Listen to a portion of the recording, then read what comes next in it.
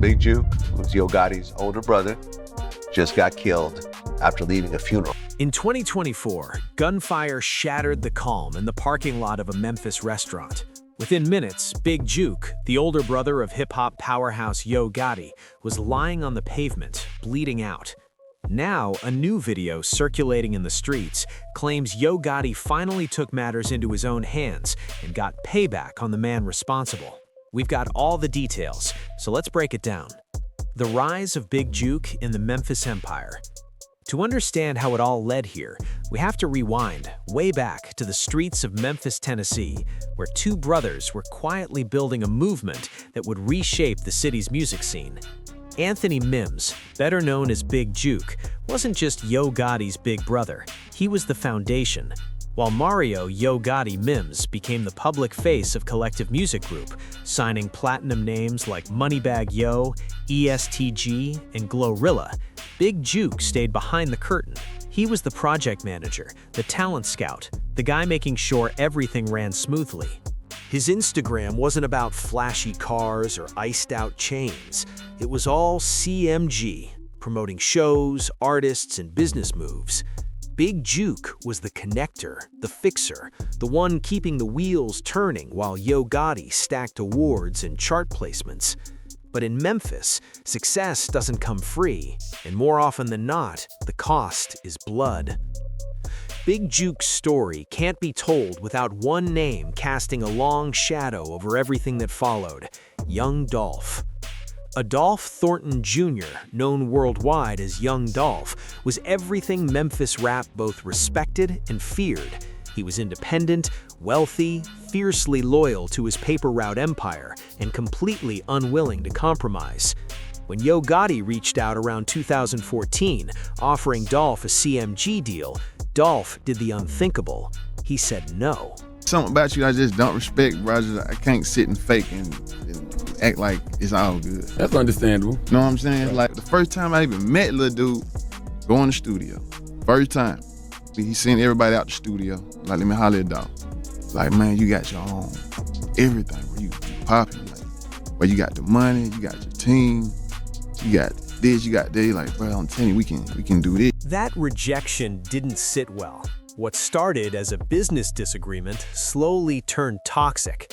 The Yo Gotti-Young Dolph feud became Memphis a folklore. This wasn't just about contracts anymore. It was about pride, territory, and who really deserved to be called the King of Memphis. In February 2016, Dolph dropped his debut album, King of Memphis, on the exact same day Yo Gotti released The Art of Hustle. The message was loud and clear. This wasn't friendly competition. This was war. But I looked into this beef. I was really trying to figure out the Yo Gotti Young Dolph beef. Supposedly. Right. Some people say it was over a girl. Some people say Gotti wanted to sign Dolph and Dolph didn't want to sign. Right. Some people say, well, both of them had crews that were into some street shit or whatever. All this sounds very unnecessary for it to turn to murder and life sentencing. The tension went both ways, but Dolph pushed it further. In 2017, he released Play With Yo, a brutal diss that mocked Yo Gotti, calling him Ho Gotti, and featured a Gotti lookalike being humiliated in the video. And it didn't stop there. The record took direct shots at Big Juke. It was a very vicious diss song where Dolph was dissing Gotti's brother, Big Juke, who obviously has become a big part of this. He's obviously his life was taken in the end. But, that was one side of the beef. Dolph dropped that very, very vicious diss track. What was it? I think it's called Play With You a Bit. Yeah. Absolutely tore Big Juke and Yo Gotti apart. He had the body double in the video. That was fighting talk right there. In Memphis, words like that don't disappear. They bounce through the neighborhoods, the trap houses, the studios, and they demand a response. That response came in gunfire. In February 2017, Dolph's bulletproof SUV was hit with over 100 rounds in Charlotte, North Carolina. Somehow, Dolph walked away untouched and even performed later that night. The attack inspired his album Bulletproof and the single 100 Shots, turning an attempted hit into a career moment. CMG artist Black Youngsta was initially charged in connection with the shooting, but the case was later dropped. Still, Dolph's camp believed the message was clear. Someone connected to Gotti had tried and failed to kill him. Then, in September 2017, Dolph was shot again outside the Loews Hollywood Hotel in Los Angeles. Yo Gotti happened to be staying there at the time and was briefly named a person of interest. LAPD later cleared him, though his associate Corey McClendon was arrested for attempted murder before being released without charges. Through it all, Dolph survived. He kept dropping music, stacking money, and talking his talk. But prosecutors say Big Juke was keeping score. What allegedly happened next wouldn't surface until years later, inside a Memphis courtroom, when a man fighting for his life decided to start naming names. According to prosecutors, Big Juke grew fed up after years of disrespect and failed attempts on Dolph's life, so he allegedly put a price on it, $100,000 to silence young Dolph. And allegedly, that wasn't the only name on the list. Court documents revealed a hit list, Dolph at the top for $100K, Key Glock, Dolph's cousin and Paper Route Empire's second biggest star, allegedly worth $50K, PR Wu at $50K, Snoop Bands at $20K, Moochie Grape at $5K. Multiple sources echoed the same thing. Big Juke allegedly had bounties on several people connected to Paper Route Empire. If true, this wasn't just music beef, it was a full-scale war. And on November 17, 2021, someone finally cashed in. The murder of young Dolph and the trial that changed everything. November 17, 2021, the day before Thanksgiving. Young Dolph pulled up to Makeda's homemade butter cookies in South Memphis, a spot he'd visited countless times. He was back in town for his annual turkey giveaway, giving back to the community that raised him. He walked in alone to buy cookies. He never walked out. Two men jumped out of a stolen white Mercedes, armed with a rifle and a handgun, and opened fire through the bakery window. Dolph was hit 22 times. The entire execution was caught on surveillance video, a cold, calculated hit in broad daylight. Memphis was stunned. Tributes flooded in, but in some corners of the city, people weren't mourning, they were celebrating. Police moved quickly. By January 2022, Justin Johnson, known as Straight Drop, and Cornelius Smith were arrested as the shooters. Hernandez Govan was charged as the alleged mastermind, and Jermarcus Johnson, Justin's half-brother, was charged as an accessory. But the real question wasn't who pulled the trigger, it was who ordered it. That answer came in September 2024, when Justin Johnson's trial began and things exploded.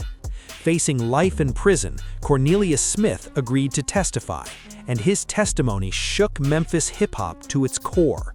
Smith told the court he and Justin Johnson were recruited by Hernandez Govan to carry out a $100,000 hit, money he claimed came straight from Big Juke. The plan was simple, $40K for each shooter, with Govan taking a cut. The money man calling the shots, Quet puts you and Justin together. Right. And you and Justin are cool with each other and interact with each other over the months. You said at least 5 times.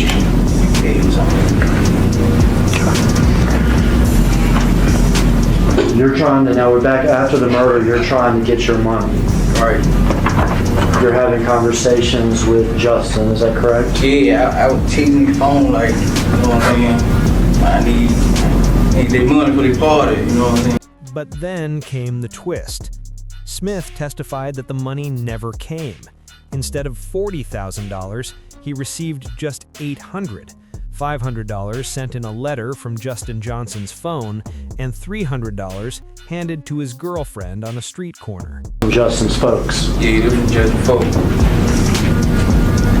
All right, so now we've been paid about $800. Yeah. Is that right? Yeah. $800 for a life.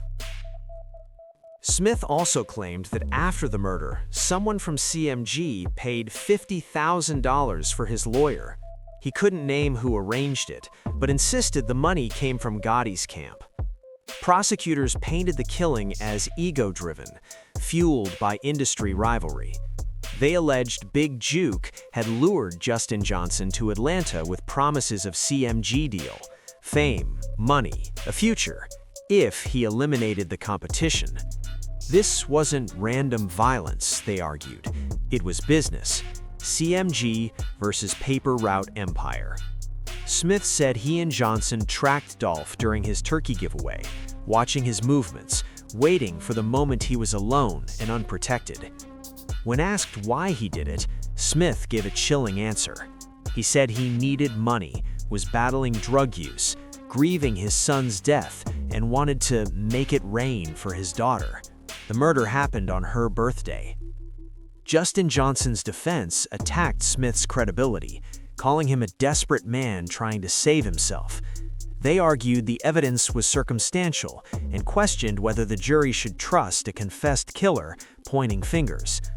The jury wasn't convinced. On September 26, 2024, Justin Johnson was convicted of first-degree murder, conspiracy, and firearms charges. He was sentenced to life without parole. Some questions were answered, others weren't. Cornelia Smith's fate remains undecided.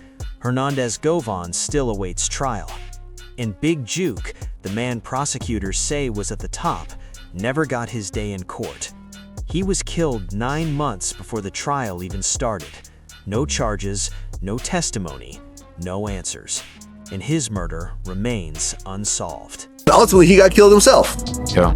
And, not just killed, but like the way that he was killed was, very gruesome and brutal. They caught him after a funeral. There was a rumor going around that the shooting happened in front of his mother. And, the footage of Juk bleeding out on the ground was even circulating on social media. So it was a very gruesome. The assassination and the lingering questions. January 13th, 2024, a Saturday afternoon in Memphis. Big Juke had just attended the funeral of Eric Bond, a relative once known as a Memphis cocaine kingpin. The family gathered afterward at Paranon's Restaurant and Event Center on Winchester Road in Hickory Hill for the repass, the traditional meal after a funeral. Around 4:15 p.m., police reports say an officer in the area heard multiple gunshots. When cops arrived, they found 2 victims riddled with bullets. Big Juke, 47, was rushed to the hospital but didn't survive. A second victim was hospitalized and listed in stable condition. Tonight, police are looking for a white Ford Explorer SUV in connection with the shooting. It has dark tinted windows and black wheels. A witness told police they saw suspects in the SUV speeding away, and surveillance video also shows this. The suspects sped off in a white Ford Explorer with dark tinted windows and black rims. Surveillance cameras caught the getaway. Police released photos asking for tips, and then silence. As of August 2025, Memphis PD hasn't named any suspects, no arrests. The investigation is technically open, but in a city where cameras caught the escape, witnesses saw the shooting, and the victim made national headlines, how can nobody be charged? Some point to street codes. Others whisper there's something even darker behind it. I don't understand why that whole family even stays in Memphis anymore. I totally agree with you. I think that if there wasn't, because no one thought about that. You're absolutely right. It's time to go. It's time to go. It's time to go. Because, I think like one of Yo Gotti's restaurants got shot up right afterwards. It's like, all right, I remember that. This has gone way past the level of talking it out. People are dead. It's time to go. Yo Gotti has enough money to move everyone he cares about out of there. That's right. And not go. The most chilling detail? Big Juke's Instagram post just 1 day before he was killed. On January 12, 2024, he posted a photo with a caption that now reads like a grim prophecy. They don't want to face you, they want to snake you. Stay alert too. Stay alive. Watch your back at all times. Just 24 hours later, he was gone. Did he know something was coming? Had he been threatened? Or was this just the mindset of a man who spent his entire life in the crosshairs of street violence? We may never know, but the timing, coming after years of allegations about his role in young Dolph's murder, has left the city drawing its own conclusions. Sometimes you hear these hip-hop stories, these drill gangster stories where people go back and forth. I mean, even the King Von situation, you know, there's a pretty twisted poetic irony in the fact that, you know, Duck got killed on camera and these guys were laughing about it for months. Next thing you know, Von's dying on camera, you know, damn near in the same kind of way. And, you know, for that to have happened to Dolph and Juke, you know, it just shows that if that's the energy you put out, that's the energy that can come back around for you. Some eyes turned to social media activity from people tied to Paper Route Empire after Big Juke's death. Posts that seemed more celebratory than mournful. Cryptic references to dolphins and seasons. Others shrugged it off, saying it's just social media noise. Yeah, and you know, there was a lot of really bad talk that happened leading up to it. You know, if you look on YouTube, Big Juke was laughing about young Dolph on live. You know, CMG don't miss twice. You know, talking about snakes and stuff like that. And you know, I don't know if it has anything to do with Dolph. I have no idea. You know, from the outside looking in, though, that's what it unfortunately appears to be. Music Manager 100 publicly warned Yo Gotti after the trial revelations, hinting federal authorities could pursue RICO charges, treating CMG as a criminal enterprise. So far, no charges have come down. Through it all, the trial, the allegations, his brother's murder, Yo Gotti has kept mostly quiet. No public statements about the young Dolph trial claims. CMG hasn't commented on the alleged $50,000 legal fee for Cornelius Smith, and Yo Gotti has only briefly addressed Big Juke's death during the initial mourning period. Some see this silence as a smart legal move. Anything said could be used later. Others read it as guilt or complicity. Some think he's simply grieving in private, protecting what's left of his family. When Big Juke was finally laid to rest, Memphis witnessed a funeral like no other. Helicopters circled overhead, snipers lined rooftops, police swarmed the area. The message? Whatever happened to Big Juke, Yo Gotti and his family weren't taking any chances. We stopped that cycle. Because I heard Rick Ross call and say, bro, let's put the guns down. Let's put the masks down. Let's come together. Yeah. Let's build these communities. Let's get this paper together. Let's stop this senseless violence. How? I don't know. I don't think that shit ever would stop. It's just my opinion. Like, people been killing forever. That shit just life. 21 Savage put it bluntly, and it hits because it's true. In parts of hip-hop, violence has become so normalized, it's just accepted. Young Dolph is dead. Big Juke is dead. Justin Johnson will die in prison, and the cycle keeps spinning. Obviously, look, it's so tragic for everybody involved, for the families, for the fans. You know, just think of all the amazing music that the world's missing out on because Dolph's no longer with us. Who knows what's going to happen on the other side? You never know. Yo Gotti might get wrapped up in this and end up serving a long sentence in jail. That's another person that's not releasing music, not supporting for their people. And like you say, you know, not to disrespect anyone, but it is kind of childish. It is kind of immature when you think about, you know, what were you put on this earth for? And as this story closes, the questions linger. Who killed Big Juke? Will anyone ever be charged? And is there any end in sight to the bloodshed claiming lives in Memphis? The investigation is still open. Memphis PD continues to urge anyone with info to contact Crime Stoppers. But in a city where silence is survival, snitching can get you killed, and bodies keep piling up on both sides of a decade-long war, justice may never come. Click one of the cards on your screen to watch more videos like this.